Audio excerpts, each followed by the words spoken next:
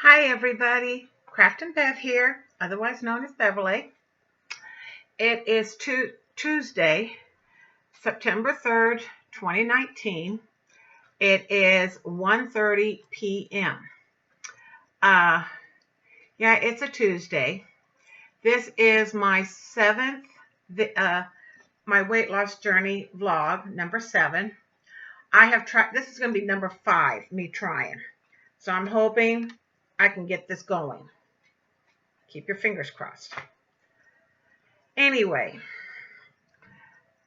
as I normally do, I got up yesterday morning and at 7 o'clock, because I have a cat that wakes me up at 5:30. In fact, if you look, it's this one right there. That's my baby girl. And she has this thing about waking me up around 5:30 because she wants to be cuddled. She wants to be petted and cuddled. She doesn't like to be held, but she wants to be pet and cuddled in my bed. So she wakes me up. So I pet and cuddle her and give her kisses. Then the other one wants to come by and get her share and everything. So anyway, by 7 o'clock, I weigh myself. I now weigh 285.6. I didn't lose quite a whole pound, but I lost almost 0.8 of a pound. So I'm quite happy with that. I'm still losing. And I do know why I did not lose as much as I should have. One, I have not been as active. I haven't been doing the walks and everything like I usually do. I've had a bad problem with my joints and my legs and my hips. So I've kind of not walked as much. And 2, I don't know what it is, but this whole past week, I have been wanting pasta. And so it's like for 4 nights, I had pasta. And I had a big helping of pasta. So, but I still lost. I'm still losing. So it's like, I'm like, okay, I'm making a rule to myself. Pasta 2 nights out of the week instead of, any other. I'm usually having, normally what I have for my starches is like either sweet potatoes or potatoes, but they're always roasted. And, or they're mashed. I'll have mashed potatoes too. And I don't use a whole lot of stuff like butter or oil or anything like that with my potatoes. When I do roasted potatoes, I put a half a tablespoon of oil in a bowl, season up the oil with my seasonings that I want to use, and then I put the sliced potatoes in, get them all well covered up. Then I put them on a pan and slide them into the oven for about 30 minutes at 400 degrees, and they're good for me. And then plus whatever else I have, my vegetables and my protein. So, yeah, so it's been quite a week. As I said, I have not exercised as much. My physical therapist, when he came Thursday, he's like, he noticed I wasn't walking as well as I normally do. And he's like, what's wrong? And I'm like, my joints feel like they want to come apart in my legs and my ankles and my hips. And he said, and he's like, if this keeps up, he says, when I come back Tuesday, which he should be here in a couple of hours, he says, we may have to have you x-rayed to find out if things have changed. I'm like, okay. So I'm not as bad today as I have been. I mean, it's bad, but it's not. I'm walking. In fact, I went to the store today, spent $18 on my groceries. And the only thing I bought that I normally wouldn't have bought is they had a good deal on porklets, riblets, whatever you want to call them. I know they don't have a whole lot of meat, but the way I cook them, I like to put them in a sauce and let them marinate for a day. And then I'll put them in the oven to cook. And I'll have those. And the sauce is nothing more than maybe just a little bit of a concoction that I've made. So, and then last night I was in bed. It was about 12:30, and I was almost on that verge where I was going to sleep, and my phone rings, and it's my youngest daughter's phone ringtone. I have certain ringtones for certain people. And I'm like, why is she calling me at this time of the night? So I answered the phone. I said, hello. No answer. Hello? And she goes, I'm here, Mom. And I can tell she's crying. It turns out my granddaughter's cat, my oldest granddaughter, Mallory, she's had this cat now since March, April, May, around late May, early June of 2016. Me and my oldest daughter, that's one of the 3 cats she brought up from Bakersfield, California, when we moved up here. And he, for some reason, just took a liking to Mallory and attached himself to her. He used to sit at the bottom of the stairs at 9 o'clock and look at her like, come on, time to go to bed. Let's get upstairs and go to bed. Anyway, apparently, this little guy, his name is Little Man. This little guy got hit by a car, and in all his injuries and pain, he got back to the house, and believe me, this means he'd had to climb a fence, climb the stairs, and almost got to her door before he couldn't make it anymore. And he started wailing for her, and she comes out and she calls for her dad, and her dad comes up the stairs, and they took him to the vet, and it's a 24-hour vet type thing. And he told him, he says, Little Man's left femur was literally jabbed up through the back of his body, and he had 2 great big holes. They said they could give him, do surgery on him, and they could do this, but it still does not mean he would make it. They said his chances of surviving were like 25%. And they were looking at close to maybe $2,500 to $3,000, and he may not make it. And my granddaughter, has that kind of money in the bank. She's been saving money so that she can get a car. And she was going to pay it. But her dad said, Mallory, he says, maybe it's time to let go. He said that the chances are. And the vet then says, I'll make a deal with you. He says, normally, he says, to cremate an animal, you're looking at around $800.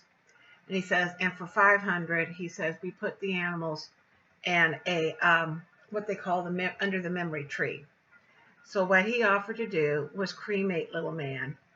And then she'll get the ashes in about a week to 10 days to 2 weeks. So that's what we're going to do. They're going to do. They paid the money. He didn't charge them for this, all the medication he'd been giving them, the X-rays. I mean, that alone was almost $800. And he kept Little Man awake long, so that she could pet him, but sedated so that he wasn't in pain. So my daughter said that they put Little Man in a special type, wrapped in not a diaper, but kind of a diaper. And they gave him a very gentle, in his IV, they gave him a gentle medication to put him to sleep. And when he was sleeping, and my daughter and son-in-law was saying goodbye, then they gave him the medicine to stop his heart.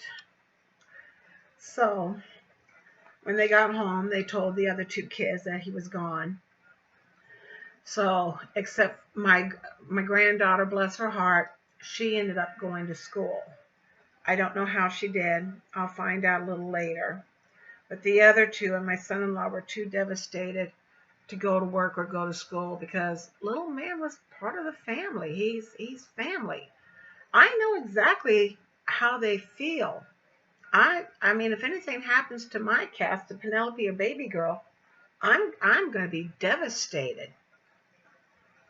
So I just been, I'm kind of like, okay, it's not my girls. Unfortunately, Little Man, I don't want to sound cavalier, horrible, because he was an outdoor cat, and they do have a short lifespan because of things like that, getting hit by cars, being killed by, a pack of dogs, other things that can happen. I didn't say that to them.